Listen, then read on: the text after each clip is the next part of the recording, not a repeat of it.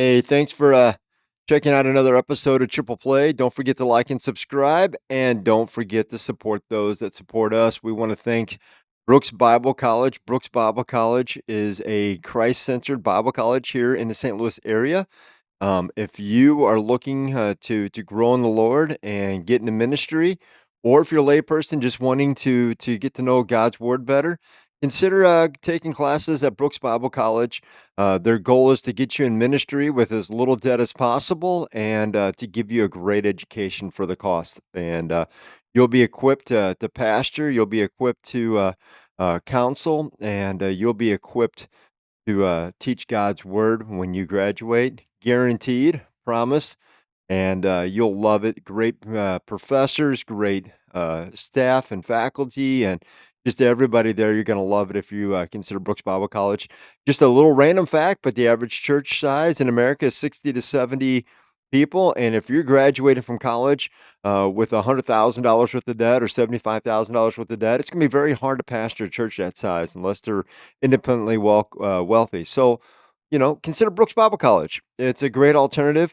Also, to go right along with that, per se, is the fact that you're a lay person and you want to get better educated. You don't want to spend $75,000 to do that either.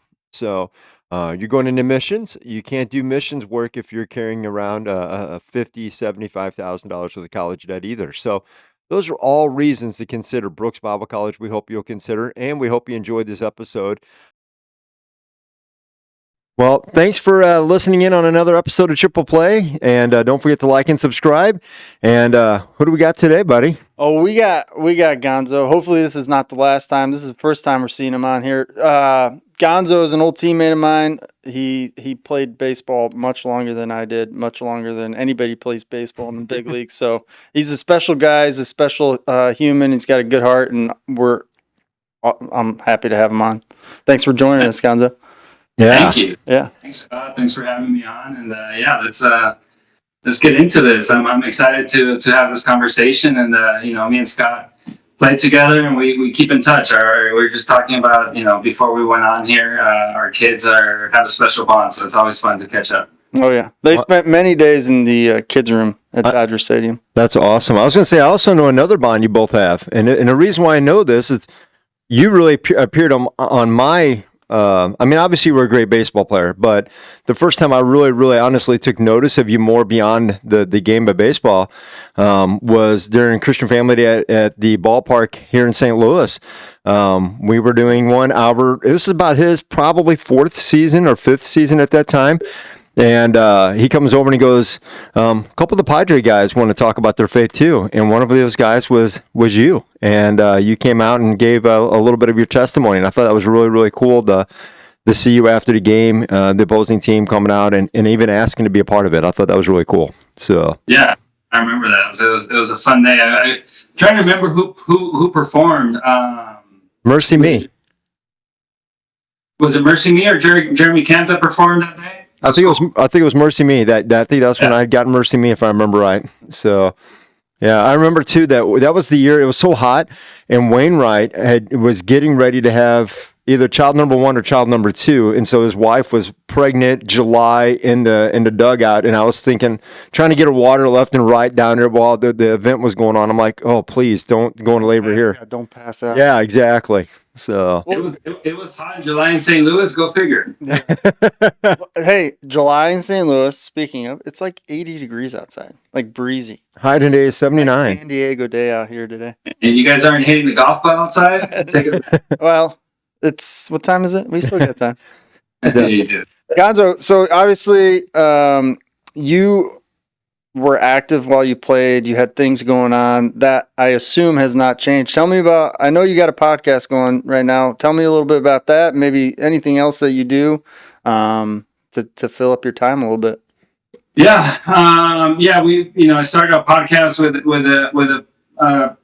a friend that I met a few years back doing the Home Run Derby X for MLB. We did a little traveling Home Run Derby a couple of years ago, and I met Jay Mendoza there, and they brought him in to be an influencer to promote Home Run Derby X. I met him there. I've been talking to him, so we decided there is this is the only podcast where two Latinos talk about every sport. There's two Latinos talking about soccer, two Latinos talking about baseball, but there isn't two Latinos talking about every sport. So it's called Talk About Sports.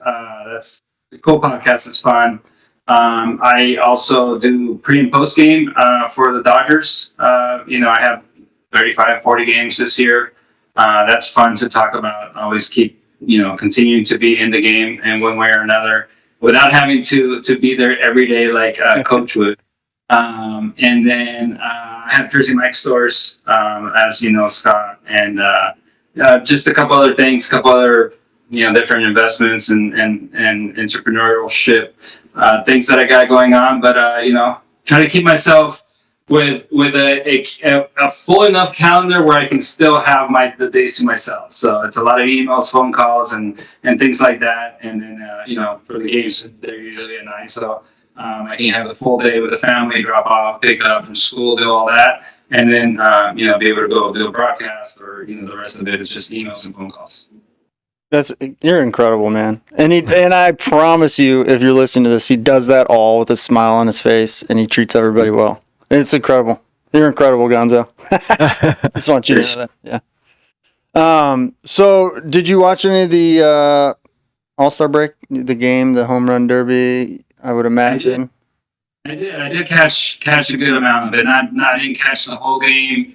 I caught probably the first 6 innings, and then it kind of got slow and boring, so I moved else.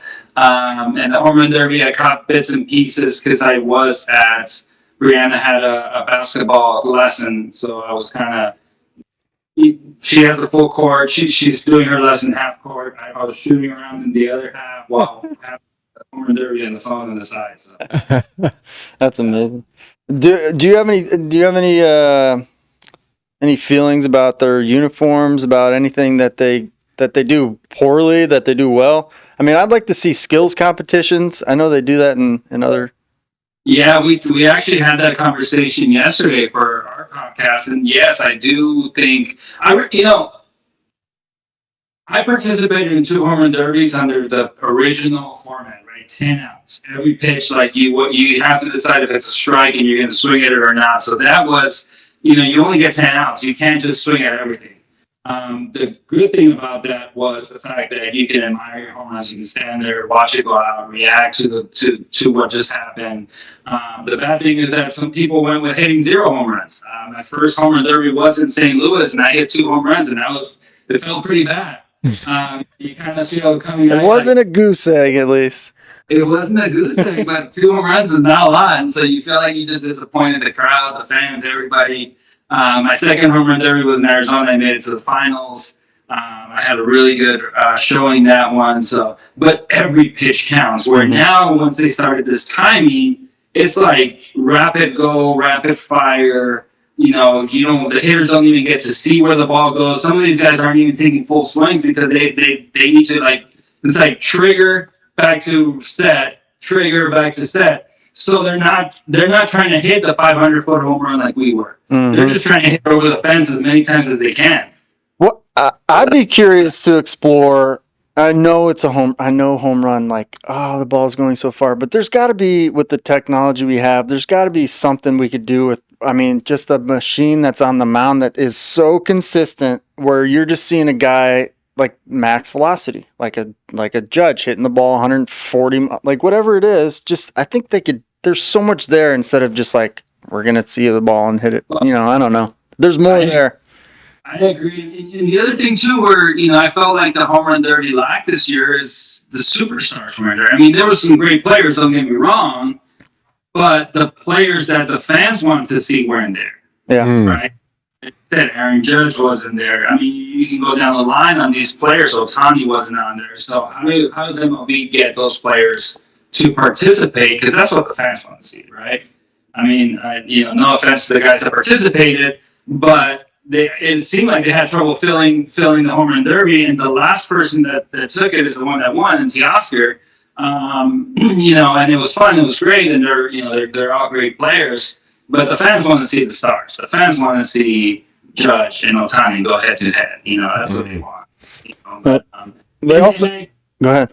Oh, sorry, I was going to say I agree with you on the skills challenge. I think the only way to do a skills challenge is I made a reference to it. I don't know if you remember back in the day they used to have a home run derby and skills challenge in the off season in Vegas. No, I don't remember. I don't remember that. Do you? You don't remember those home run derbies where Canseco and McGuire would go head to head? Oh yeah. I do remember those. In Vegas, and they would hit these moon shots, and then they had like a skills challenge. It was like a whole weekend of these home run derbies and a bunch of stuff that somebody started in Vegas, and they were fun. They were good, but because it's in the off season, if you throw out your arm, trying to throw to second base or trying to throw in the home plate, who cares? You got a whole off season to recover from it. That makes sense. Yeah, that'd be fun for them to kind of maybe experiment and do that during the off season. Maybe at the start of the off season, have some kind of a skill set. It wouldn't be that hard. I mean, if at the end of the season MLB was like, "Hey, here's X amount. Hey, would you be willing to go to Vegas?" How many people would be like, "Yeah, I'll take a short little Vegas vacation or whatever at the end of the year"? And my suggestion that I made yesterday was, why don't you do it? There's always a break between the championship series and the World Series. Do it just like the NFL does with the Pro Bowl. Do it right before the World Series, those 2-3 days, and the guys have just finished their season. You can have the All-Star game with a skills challenge and do everything in that time frame while the guys are getting ready for the World Series. You won't have the series participants in it, but it's fine. Yeah, were you missing 5-6 guys max? Exactly. Yeah, it's a good idea. Yeah, more incentive too to go all out. Absolutely. Yeah.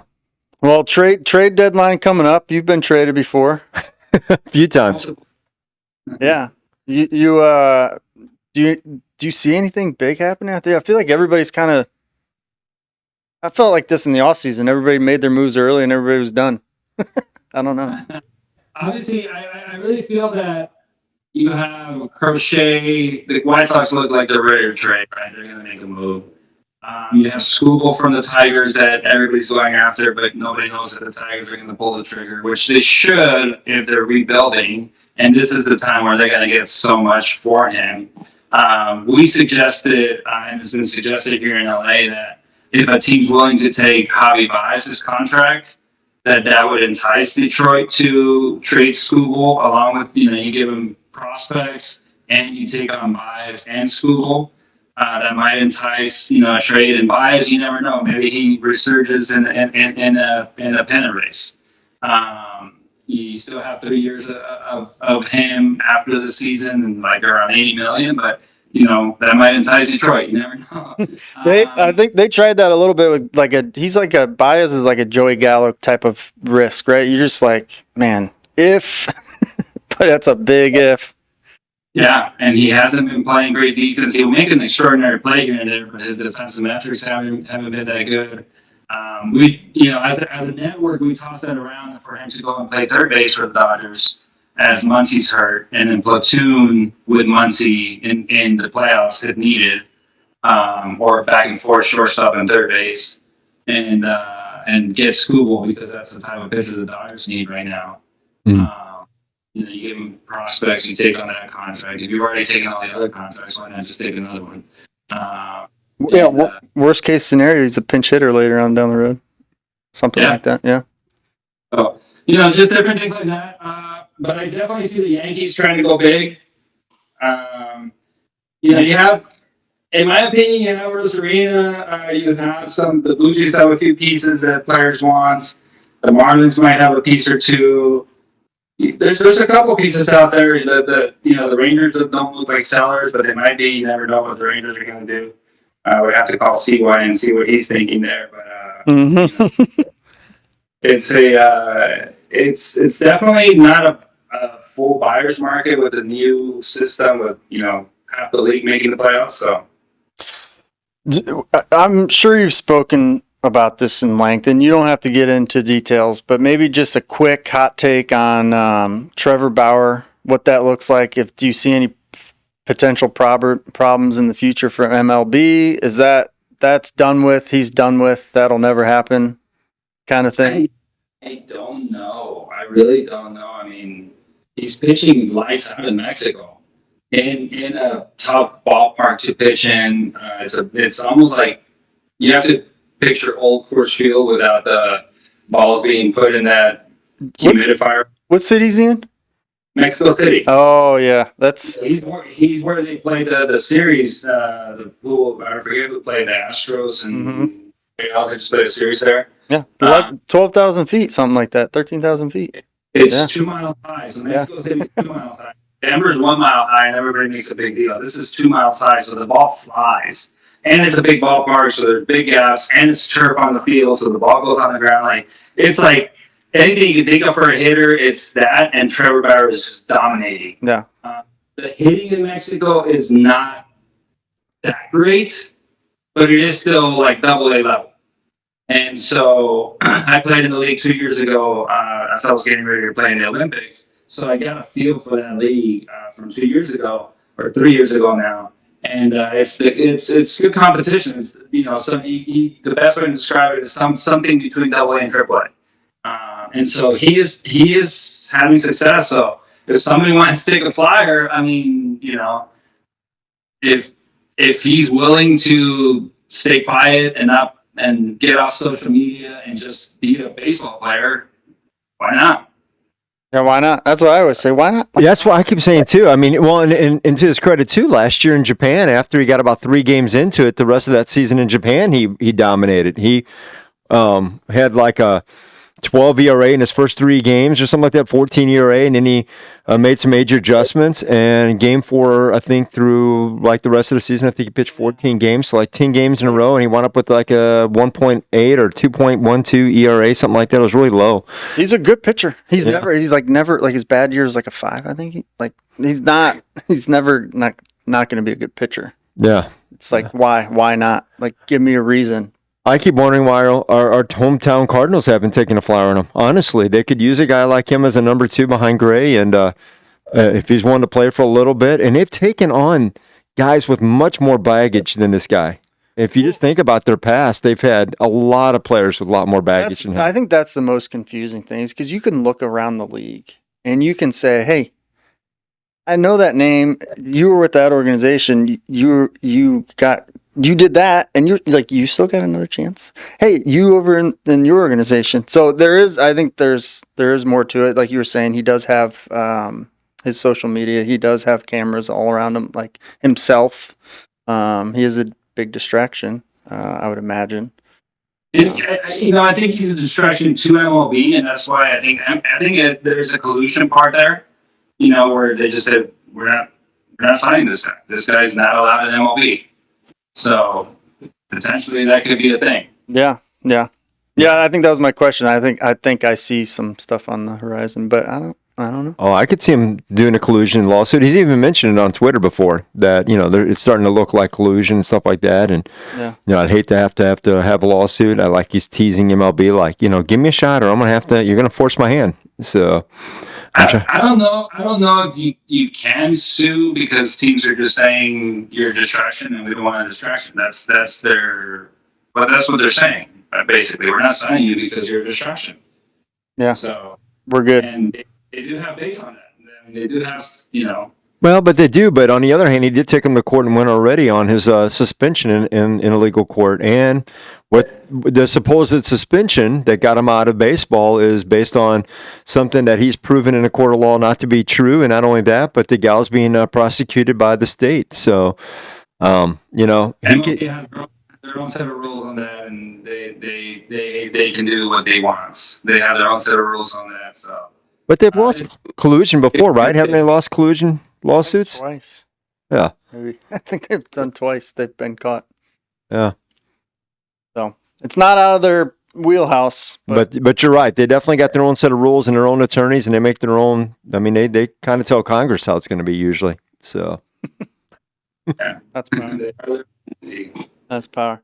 Hey, are you still in the boxing? You still go to boxing matches? Are you still in that world a little bit? Not as I'll still go to boxing matches. I'll still go watch Canelo. He's a good friend, so I'll go watch Canelo. I'll go watch fights up there in LA here. There's a big fight in LA coming up that I really want to watch.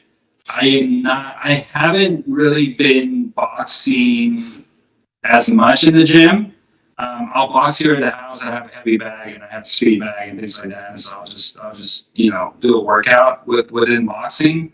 But I haven't been sparring that much. I came home with a big black eye maybe about a year or two ago, and my wife and my daughter were like, "What are you doing?"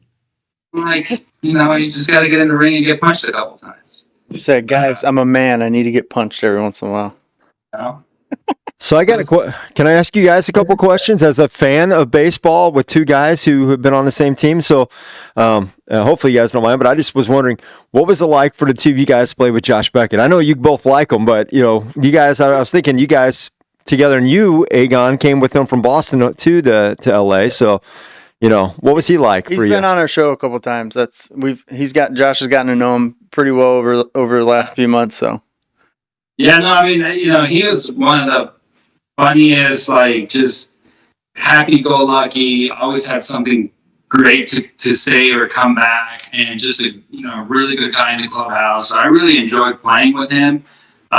He always just he's that guy that would make you laugh and just kind of keep everything kind of relaxed in the clubhouse, and just a great guy, and he's got a great family, and he still from time to time will come to LA. He's a member at a golf course around here, and we'll touch base from time to time. We haven't been able to connect to play golf together, but he'll touch base. Where he's like, "Hey, I'm in LA. What are you doing?" And I'm like, "Oh, I got this." And then I text him like, "Hey, are you around?" I'm thinking, just kind of keep back and forth like that. But he was one of those guys that just really enjoyed just the camaraderie, the jokes, and just lighthearted, having a good time always. Gotcha. What was it like for you? I mean, you had two teams that you really seemed to anchor, and one of them was San Diego, and one of them was LA. Obviously, you had some other teams in between, before and after. But what are those of those two teams? What do you have as a really cool memory from your time with San Diego and your time with LA? Was there something special at each one? There was something special at each one. They're both. I get asked a lot, "Hey, if you were to retire with a hat, what hat would you wear?" I'm like, the Mexico hat, because I can't pick between the Padres and the Dodgers. So, it's the Padres was great because I came up as a rookie. My first 2 years were in Texas, but when I got to San Diego, that was when I played my first full season. And my first 5 seasons, made my first All-Star game and won my first Gold Glove and Silver Slugger and different things. Actually, not. I didn't win a Silver Slugger there, but it was great. And my first 2 years, I got to play with some of the players that I really grew up watching and idolizing and really wanting to be like. I got to play with Greg Maddux and Trevor Hoffman and Mike Piazza and Brian Giles and Benny Castilla and Dave Roberts, and the list goes on, and David Wells, Woody Williams.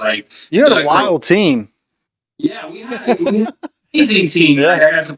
I got to play with so many of the players that when you say you grew up watching, you're really talking about that 12 to 18-year-old age, time when you're really focused on baseball. And a lot of those players are the players that I grew up watching, and I was like, that's amazing. I got to play, and we got to go to the playoffs, and we lost to the Cardinals in the playoffs, but we got to go to the playoffs, and then the second year we lost game 163 against Colorado, but those 2 seasons were amazing, and then we went into a rebuilding mode the last 3 years, and we had 2 really bad seasons, and in my 5th season with the Padres, we were supposed to lose, but we ended up going all the way to the last game of the season and missing the playoffs on the team that was supposed to lose 100 games. So that was I would always say that was one of my best, funnest seasons, because you're on a team that you're supposed to lose, but you win. And so that was that was a great experience. And in LA, when we got there, we got to a team that kind of, I don't know, Scott, how would you describe a team that was supposed to win, but was always just kind of in that 500 mark, that wasn't really getting its traction, right? Because in 2012, when I got traded, we missed the playoffs at the end. I mean, when I got there, it was 4 or 5 games out of the race. We weren't able to catch up. And in the previous years, you guys didn't make the playoffs. Yeah, I think '09 was the last year. It was that year. It was a weird few years where the Dodgers organization did a really good job drafting, developing guys, and those kind of I would imagine your first couple of years in San Diego where there's still some new guys coming around and some old guys. Yeah. Kind of people want you to win. They don't know if you're going to win, and then we make that trade for you guys, Beckett and Crawford, and it was kind of like, whoop. All right, these guys are winners now. Yeah, it was kind of like that. Now you're supposed to, right? And we came into the season in 2013, signed Greinke and signed some players, and it's like now you're supposed to win. So being able to be there for the start of the run that the Dodgers have been on now, and being that the group of guys, along with Scotty and Josh and all these guys, that kind of set the tone for what has been done the last 10, 12 years. That was cool because there's an atmosphere, there is a vibe in that clubhouse that has been consistent, that was started by us, right? By the group of guys that have, we created that culture of winning that has carried over till now. So that was really cool. And, got to play with some great players and had some fun times. And sometimes they were, a little more stressful than others, but it was all fun. For you, I just had to play when you were injured. I think the first year, I think I was the backup guy. I think you played in, I think it was 161 games, or maybe it was, I don't remember. Gonzo, you played every day, man. Every day. So for a 10-year period, I played the most games out of anybody in baseball. Yeah, I believe it. And then, do you know that? And then at some point, the conversation started happening like, we need to give you days off. And I was like, why? And then once they started giving me some days off, then the injuries started happening. I'm like, see, you give me days off, injuries start happening. You don't give me days off, I'm on the field. So, yeah, it was a fun ride for those, what is it, 11, 12 years. So here's the question, because one of the things I always respected of you was you took the long ball in San Diego, and that seemed like that was a task because it seemed like a lot of hitters would go out to San Diego during that time in that ballpark and didn't have near the success that you did. But somehow you're in San Diego and you're hitting 30 to 40 home runs, and 30 to 40 home run guys go to San Diego and all of a sudden they're hitting 17. What was there something that you just really, was it just that it was just you were dialed in, or did you just really love that ballpark? Because I was curious about that. So no. So it's one of those arguments that you have with people, but people can't really comprehend how that ballpark played because they've brought the fences in 5 times since those dimensions in San Diego. I always tell people you don't understand how hard it was to hit there. And they're like, yeah, but there's the stats now that have ballpark, metrics that adjust. I was like, no, those things they're not even close to adjusting to what they should have adjusted to. People don't understand that ballpark was one of the hardest ballparks to hit in. Exactly. And I honestly created a system when I was in San Diego where I would try to walk as much as possible in San Diego, because I know my brain thinks I'm a little awkward of the way I think. It worked out for you, so just tell us how it worked out.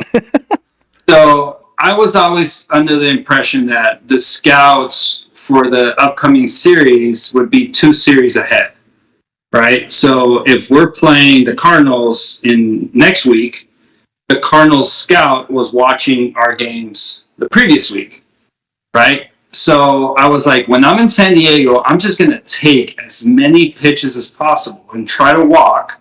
So that scout in the stands is like, this guy just doesn't swing, right? And not seeing the ball.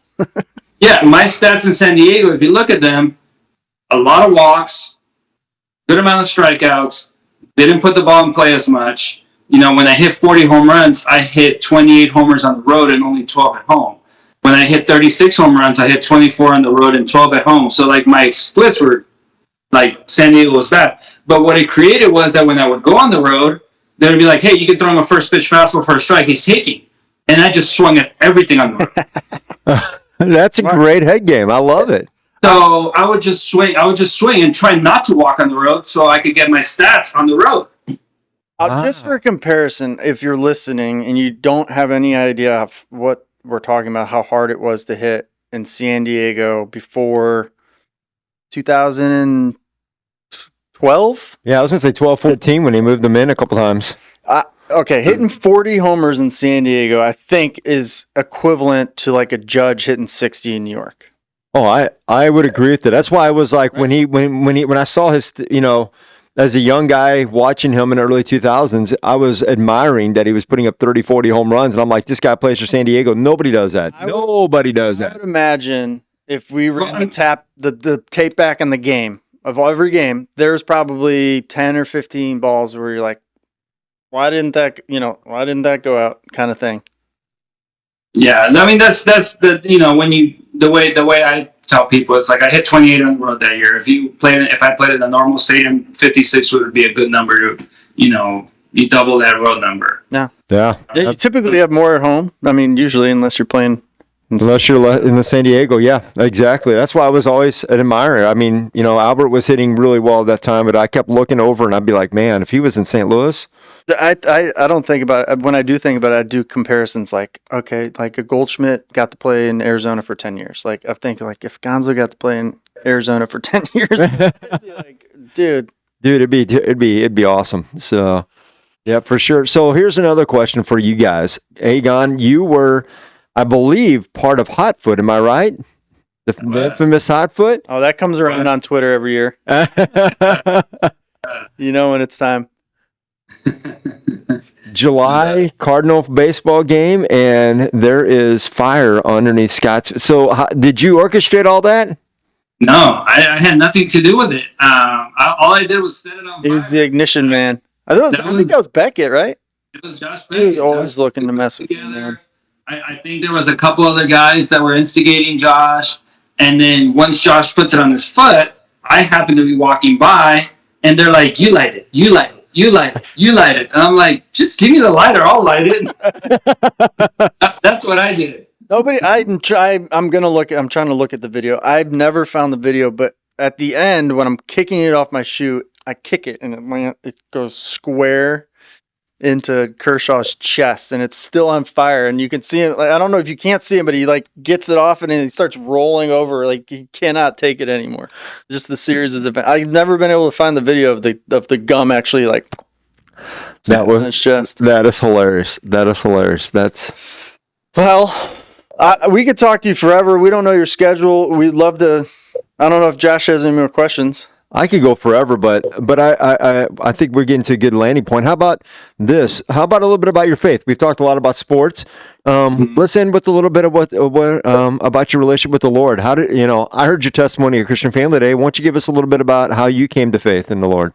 So yeah, 100%. So I came to to have a relationship with the Lord right after. Well, the transition happened. So my wife and I were married in the Catholic Church, and got into baseball. And baseball, the schedule, Saturday night, Sunday morning, can't really go to church.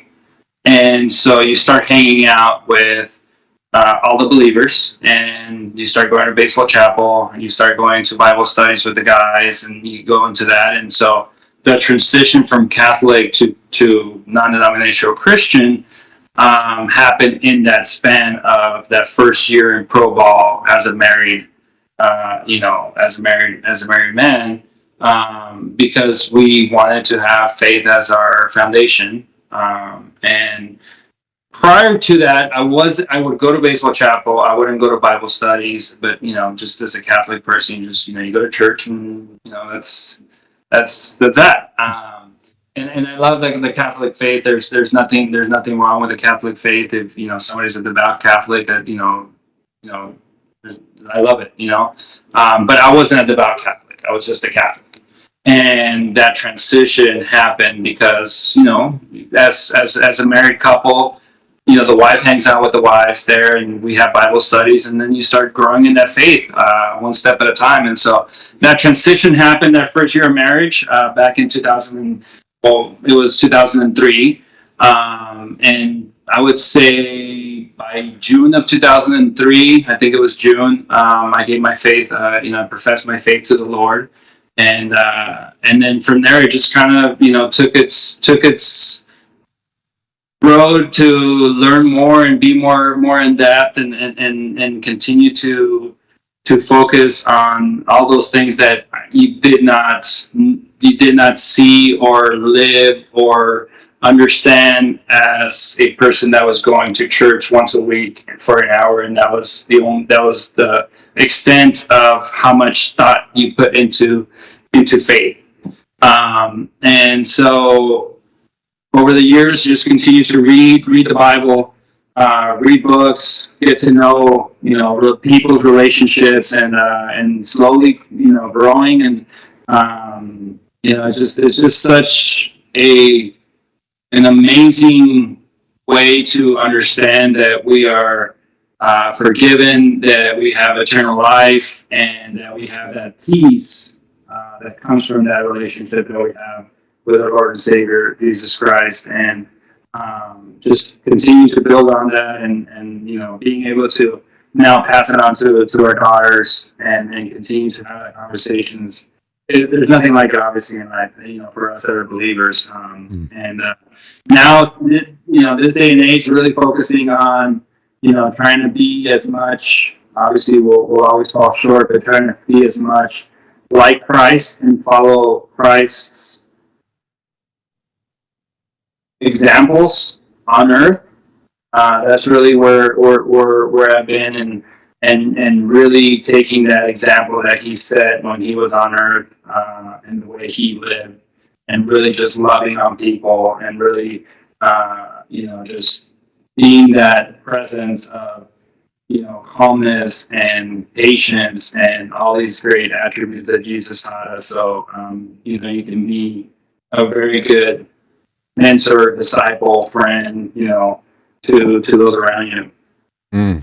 That's awesome. It sounds like you went from like a label to a living hope kind of transition. Yeah. Correct. Yeah. Cool. Again, it's when I ask my parents, why are we Catholic? And it's, the answer is tradition, right? Because my parents were Catholic, my grandparents were Catholic, and my great-grandparents were Catholic, and so that, that's great, but you're not living it. My parents are great people, don't get me wrong, I don't want this to get confused, but, it's just that faith of living and having that personal relationship, and always trying to pray and do those things so you can be a better person every day, Yeah. That's awesome. That's awesome. So you got one last funny story about Scott? Was there anything crazy other than hot foot that he did, or he got a good one that people don't know? Go ahead. We have a lot of great stories. There's two on the field memories that I can think of that are amazing. One in Australia, he hit this ball that should have gone like 600 feet. And the left fielder climbed the wall, and the ball bounced short of the warning track. And it ended up being a double, but it was the wind was blowing in, and the left fielder just goes, and he's like, I'm gonna steal this home run. Climbs to the top of the fence, goes up, and the ball's 20 feet. Who was that? Trumbo? Mark Trumbo? Oh my gosh! Yeah, he was 20 feet away from that thing. It was one of those that you just look at left field, and you're like, oh, he's gonna rub a home run, because you think he's on it, and then the ball lands way over there. You're like, what just happened? And then the other one was there was a game in Colorado, and we show up to the field, and this is where we started noticing baseball change. We're facing Jorge De La Rosa, and Scott could not see the ball off of Jorge.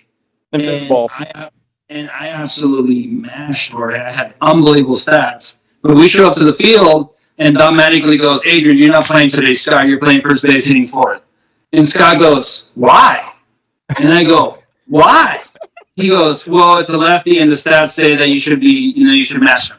And Scott goes, but I don't see the ball against it. And I go, have you seen my numbers against this guy? Hey, I was all for it. I don't know that I ever got on base against him. I think I was like 0 for 18 or something. Like every time I played against him. That was like the first indication of baseball changing to this new stats world where it's like, how, where is the eye test? Where is the, the actual, because I would be like, why am I sense, guys? Yeah.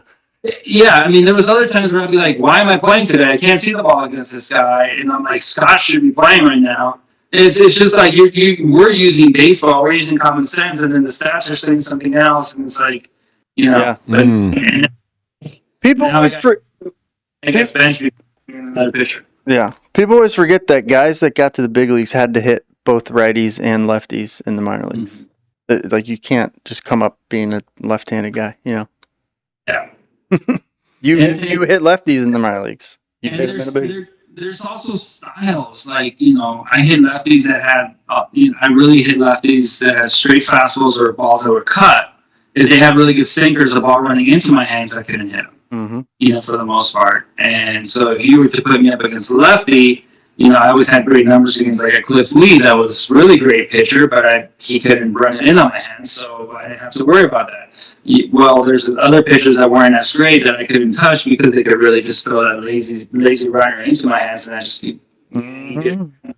Also, but that stuff I don't think is fully put into that computer equation. No. Well, I think it really. I mean, I had a little leg kick, and guys that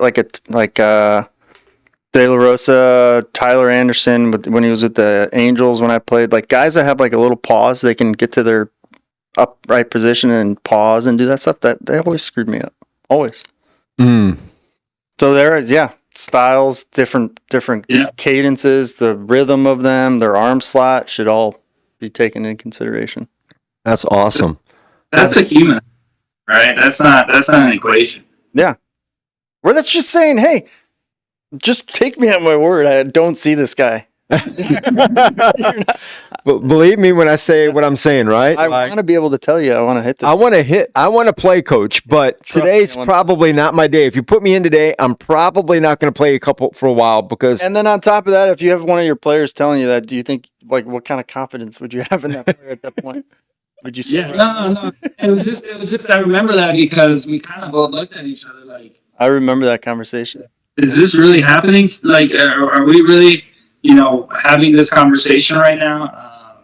No. And, but those are that was the first day that I remember that it was like, okay, this is a stats world now. This is not a normal, what we've been used to up until now. Yeah. Interesting. Yeah. So you mentioned hitting off Cliff Lee, but it got me thinking. Do you know who you hit the most amount of home runs from, or you had the most success from?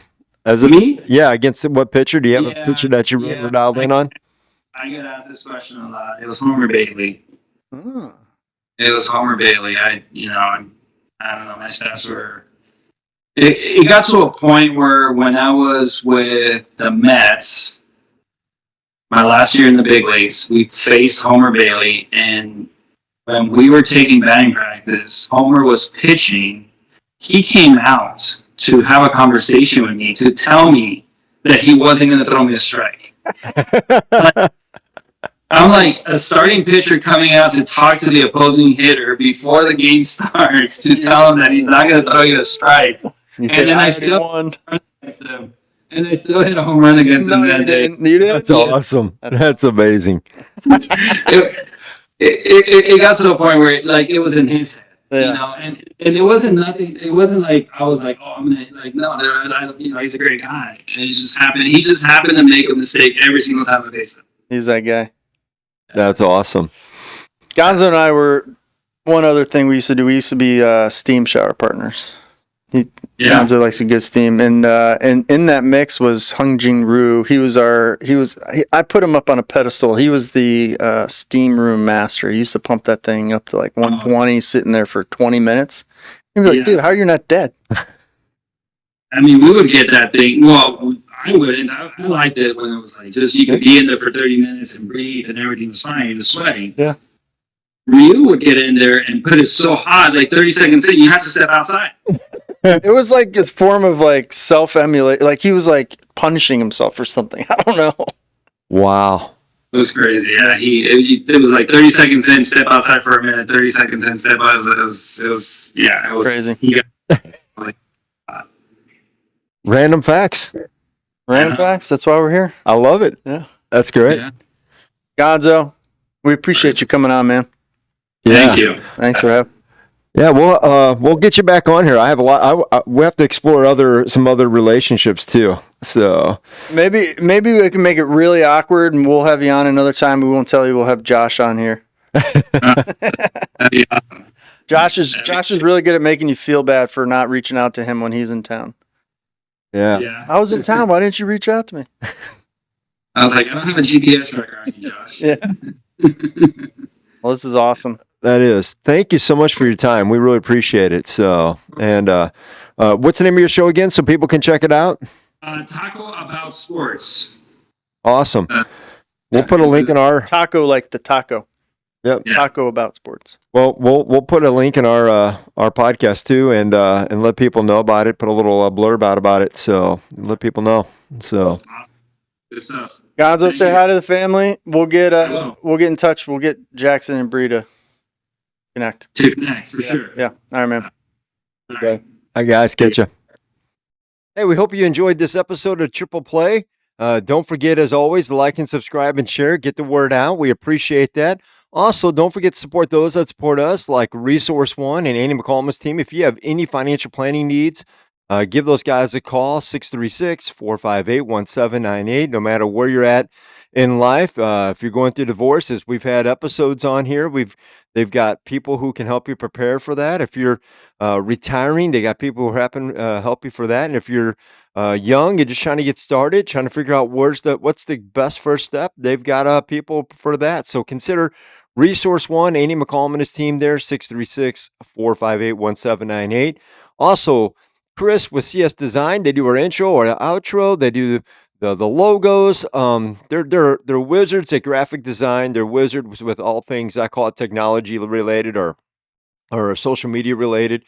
Give those guys a call. Chris is great, 573-436-3717. And lastly, don't forget, if you have any insurance needs, give Jeff Earhart at 314-821-5333 a call, and those guys would be glad to help you at State Farm with your insurance needs. So State Farm, Jeff Earhart's agency, 314-821-5333, or Jeff. And we appreciate your support as always, and we'll catch you next episode.